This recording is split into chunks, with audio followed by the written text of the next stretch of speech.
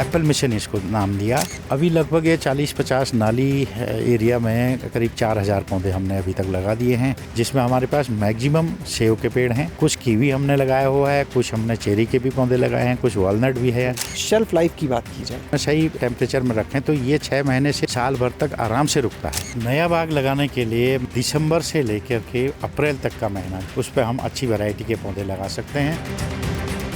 गांव में जो जमीन लगभग 30 साल से बेकार पड़ी हुई थी, वहां पर एक किसान ने सेब का बाग लगाया और महज 6 साल के अंदर उस बाग से अब एक अच्छी आमदनी हो रही है, अच्छा उत्पादन हो रहा है और यहाँ के सेब जो हैं वो विभिन्न राज्यों तक जा रहे हैं। तो चलिए आपको मिलवाते हैं नैनीताल के गजार गांव के किसान देवेंद्र सिंह बिष्ट जी से, जो इस समय हमारे साथ में हैं। उन्हीं के सेब के बाग में हम इस समय हैं। तो रोजगार की तलाश में गांव छोड़ा शहर गए, वापस लौटे, उसी गांव से पहचान मिली और इतनी शानदार बागवानी। मजबूरियां थी, गांव छोड़ना, घर को कोई आसान नहीं है घर छोड़ना, लेकिन मजबूरियां थी, छोड़ना पड़ा और ईश्वर दोबारा पुनः यहाँ पर लाया मजबूरियों में ही, ज़रूरत के हिसाब से। और 30 साल से बंजर पड़ी हुई ज़मीन में आज उसने ऐसा कुछ दिया कि आप भी इतनी दूर से इस गांव में आए हैं।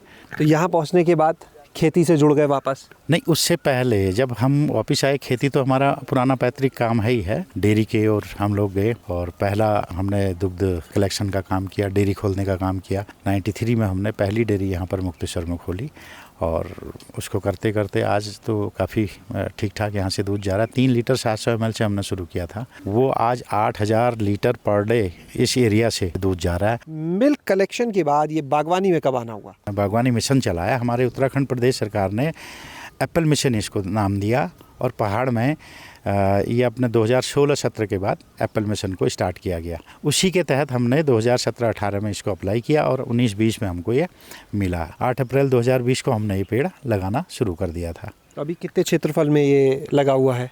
अभी लगभग ये 40-50 नाली एरिया में करीब 4000 पौधे हमने अभी तक लगा दिए हैं। 50 नाली तो यहाँ का 1 हेक्टेयर हो गई ज़मीन? जी हाँ, जिसमें हमारे पास मैक्सिमम सेव के पेड़ हैं, कुछ कीवी हमने लगाया हुआ है, कुछ हमने चेरी के भी पौधे लगाए हैं, कुछ वॉलनट भी है, तो ऐसे करके कुछ प्लम भी है। शुरुआत कितने पौधों से की थी सेब के?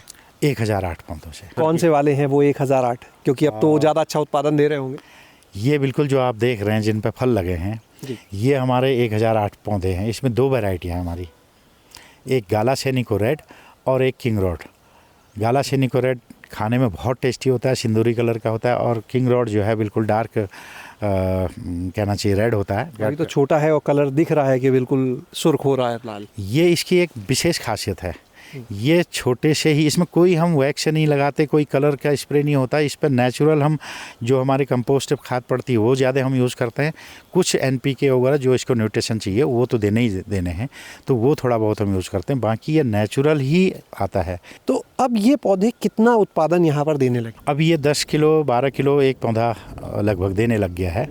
और इस हिसाब से अगर हम देखें 4000 अगर हम पौधे देखें तो 10-15 किलो अगर हम एक पौधे से लेते हैं, वैसे पौधा तो ज़्यादा दे देगा, 60-70 किलो भी दे देगा, 30-40 भी, लेकिन एक क्वालिटी फ्रूट अगर हमने लेना है तो एक पौधे में एक बॉक्स मतलब 20 किलो तक हम ले सकते हैं। औसतन कितना यहाँ से अभी उत्पादन आपको मिल जा रहा है?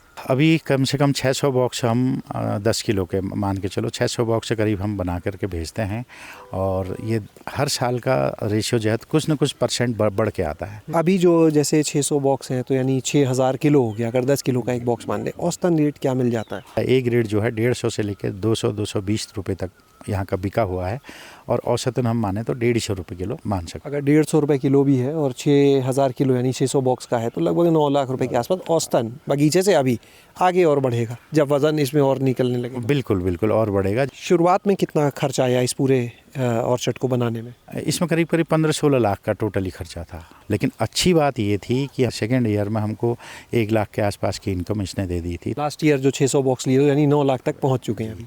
बिल्कुल बिल्कुल पड़ेगी, और मुझे पूरी आशा है कि ये 9 लाख तो हमें अगर दे रहा है, हम तो सोच रहे हैं हम 30 से 40 लाख रुपए का इससे कारोबार करेंगे। हो जाएगा 1 हेक्टेयर से? बिल्कुल बिल्कुल होगा। शेल्फ लाइफ की बात की जाए, उसमें भी कोई अंतर है? जैसे बहुत से सेब हैं वो 3 महीने 4 महीने यहाँ के रखे जा पाते हैं। जब ये पूरा तैयार हो जाता है तो दाना अपने आप में मतलब खुद कहता है कि मुझे तोड़ो करके।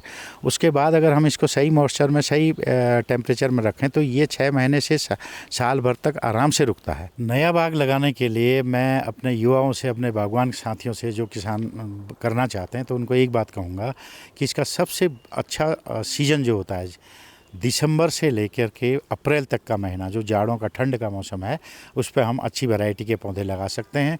और उस पर सबसे अच्छी बात यह है कि हमें एलिवेशन चेक करना है, कितनी हाइट पे कौन सा पौधा लगेगा, कौन सी वैरायटी लगेगी, ये हमने वैरायटी चेक करनी है।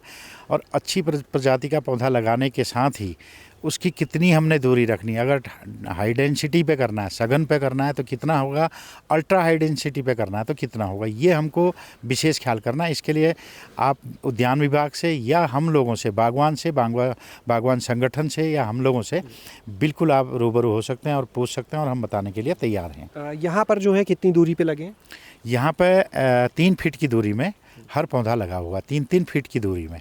जो पहली तुड़ाई है वो बाग लगाने कितने समय बाद करनी चाहिए? पहले साल फल नहीं लेना है हमने, और सेकेंड ईयर से हम उसका थोड़ा बहुत फल लेना स्टार्ट करें, और तीसरे साल से आपको कॉमर्शियल रूप में फल देना स्टार्ट हो जाता है, और ये लेना भी चाहिए। ये जितना भी ये ट्रेलिस मेथड पे हाई डेंसिटी फार्म, एक तो हम अगर आज देखें तो हमारा ड्रिप सिस्टम लगा है, एक एक पौधे को हमने बूंद बूंद से सिंचाई देते हैं। कम पानी भी अगर है तो हम इजीली कर सकते हैं। दूसरा, इससे लेबर कॉस्ट बचती है, तो एक ही आदमी पूरे ऑर्चर्ड को एक प्रॉपर टाइम में पानी दे सकता है, न्यूट्रिशन दे सकता है। एक चीज़ हमें ये बताइए कि अमूमन हमने देखा जहाँ ड्रिप लगी होती है, तो जैसे आपके में ये पौधों के इतना ऊंचाई पे ड्रिप लगी है, पानी यहाँ से गिरेगा। अमूमन फसल में हम देखते हैं ड्रिप नीचे लगी होती है, तो ये इतनी हाइट पे। ये जो आप देख रहे हैं, ये आप देख रहे हैं यहाँ पर हमारा ड्रिपर है, तो इससे जो बूंद हमारे नीचे जाएगी, उस पर जो हवा में नाइट्रोजन है, वो नाइट्रोजन वो बूंद ले करके ज़मीन पे जाएगी। तो उसके 2 बेनिफिट है, नमी तो मिलेगी ही, साथ में जो हवा में नाइट्रोजन है वो भी हमारे पौधे को मिलेगी। यहाँ पर सबसे ज़्यादा ध्यान देने वाली अगर बात करें सेब की बागवानी में, वो क्या है? एक होता है ट्रेनिंग, और दूसरा होता है प्रोनिंग, तीसरा होता है थीनिंग। जो अभी हम लोग छटाई कर रहे थे, तो वो अभी जैसे 3 दाने, तो इसमें एक वीक दाना है तो हम इसको हटा सकते हैं, और कि 3 दाने की जगह 2 ही दाने होंगे। ये बहुत अच्छा होगा। जब ये 2-1.5 महीने बाद आप देखेंगे तो एक हेल्दी अच्छा टॉप लिए हुए ये सेब का दाना आपके हमारे सामने आएगा। अभी आपके यहाँ से ये सेब जो है कहाँ तक जा रहा है? हमारा मंडी तो एक तो हल्द्वानी है और दूसरा दिल्ली में है। दिल्ली में हमारा आज़ादपुर में जाता है, और कुछ हमारा गुड़गांव में जाता है। दूसरा, जो हम बगीचे को एकदम साफ़ सुथरा रखते हैं, साफ़ सुथरा रखने के लिए हमारे पूरा परिवार, बच्चे, सब लोग लगे रहते हैं। देवेंद्र जी, अपना कोई नंबर आप देंगे जो लोग आपको सुन रहे हैं, कुछ आपसे जानकारी इस पे और लेना चाहें? 9411-538-285। बहुत अच्छा लगा आपसे मिलकर। तो आपने सुना यहाँ पर देवेंद्र जी को कि अपने गांव में आओ, अपने गांव में तमाम अफसर हैं, उनका फ़ायदा उठाओ, और उनका जो बागवानी का मॉडल है वो भी आज आपने यहाँ पर देखा, कितने शानदार तरीके से उसी गाँव में एक अच्छी आमदनी हो रही है। शैलेश अरोरा, गाँव जंक्शन। गाँव जंक्शन को सभी सोशल मीडिया प्लेटफॉर्म्स पर फॉलो करें। व्हाट्सएप चैनल और जीमेल आईडी पर भी संपर्क साध सकते हैं।